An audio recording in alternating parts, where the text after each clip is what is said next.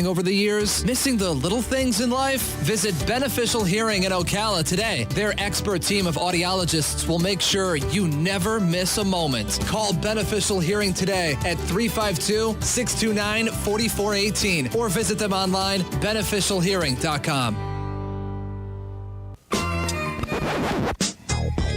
Now you did it. Are you completely insane? He's back.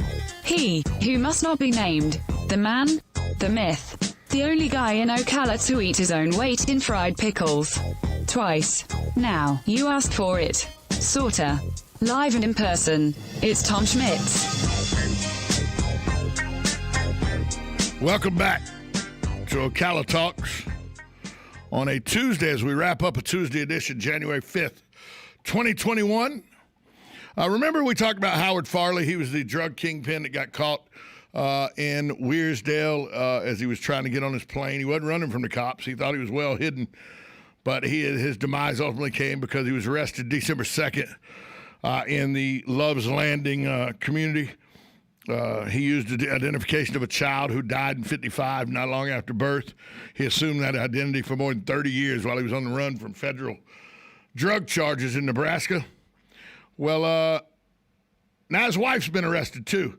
Duck Han Thi Vu, 56. She's been indicted on charges of passport fraud, making false statements to federal agency, and employing a pilot without a legitimate airman certificate.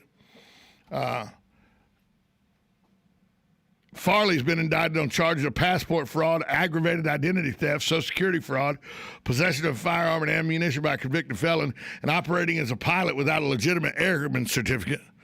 The federal indictment states government officials want to seize the couple's airplane. They do own an airplane. So Farley faces a maximum of 30 years in prison if convicted. His wife could get 18 years if she's convicted.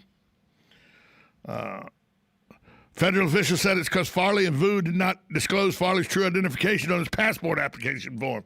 That's what these charges stem from. So the wife of the fugitive that was arrested in Wearsdale on December 2nd, she's been arrested and indicted as well on federal charges. So just a little addendum to that story. On this day in history, January 5th, 1914, Henry Ford introduces a revolutionary pay deal where he introduces $5 per day wages for all his workers. When asked about it, he tells reporters that he wants his Ford workers to earn enough to be able to afford to buy a Ford motor car. 1933, work is started on this day on the Golden Gate Bridge across the San Francisco Bay. In 1939, January 5th, 1939, Amelia Earhart is officially declared dead. As you know, no remains of her have ever been found, or her co-pilot, and nobody knows really what happened. 1940, on this date in 1940, a very important day for people in my business, radio, as the Federal Communications Commission, the FCC, listened to a demo of FM radio on this day. It led them into 1941 to allow FM transmitting for the first time. So this first time that FM radio came to the Federal Communications Commission for acceptance. Rudolph the Red-Nosed Reindeer hit #1 on the Billboard pop charts. Gene Autry's Rudolph the Red-Nosed Reindeer on this date in 1950. January 5th, 1950, Rudolph the Red-Nosed Reindeer hit #1 on the Billboard pop charts. Seems a little crazy that was 1950 and it was #1 on the pop charts, but okay. 1972, on this date, January 5th, 1972, President Richard Nixon signs a bill authorizing $5.5 million in funding to develop a space shuttle, which would represent a giant leap forward in the technology of space travel. The first shuttle, Columbia, was launched in 1981, 9 years later. On this day, January 5th, 1998, one of the funniest people that I remember as a child growing up, Sonny Bono, was killed in a skiing accident. He was a Republican congressman. Before that time, he'd been the mayor of Palm Springs. But he was, the Sonny and Cher show, one of the funniest shows that there was. And then finally, born on this date, January 5th, 1931, one of my favorite actors, He was in The Great Santini, Lonesome Dove, Apocalypse Now. He was in Falling Down with Michael Douglas.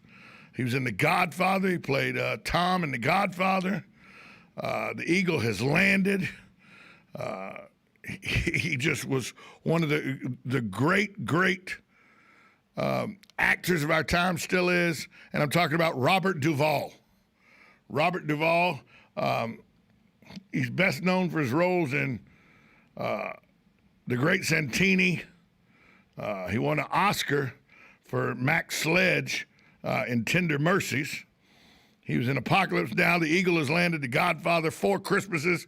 His TV career included appearances in dozens of well-known TV shows, 4 times gone by, including Route 66, Naked City, The Fugitive, The Twilight Zone, The Wild Wild West, and, of course, Lonesome Dove, the miniseries. So Robert Duvall, great American actor, born on this day, January 5th, 1931.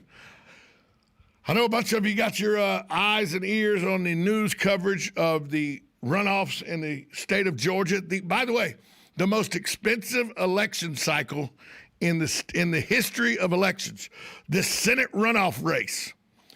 Over $1 billion spent in the Senate runoff race.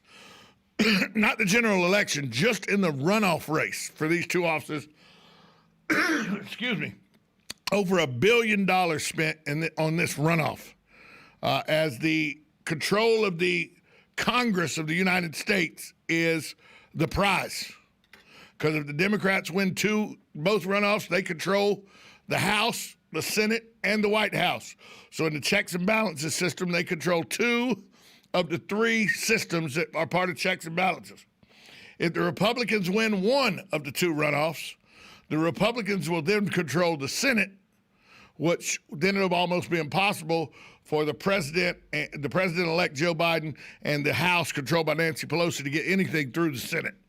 There'll be some things, because there'll be 51. There'll be some Republicans that maybe see an advantage, or some Democrats that see an advantage, and there's some things that may get passed. But the legislation of the far left, the socialistic type legislation, will have no chance of passing if the Georgia runoffs are just 1 win by the Republicans. Hopefully the Republicans win both of them for me, but if they win 1, that's better than losing both of them. I want to thank my guests today, Galen Uno, Carol Ann Baldwin, Master Gardner, and Matt Gibbs, and for all the callers out there for all your contributions to this show. I am Tom. This is the Ocala Talks with Tom Schmitz. We'll see you tomorrow on WOCA, The Source. Broadcasting from the Paddock Mall Studios, this is WOCA, Ocala, Gainesville, The Villages, 1370 AM, 96.3 FM, The Source.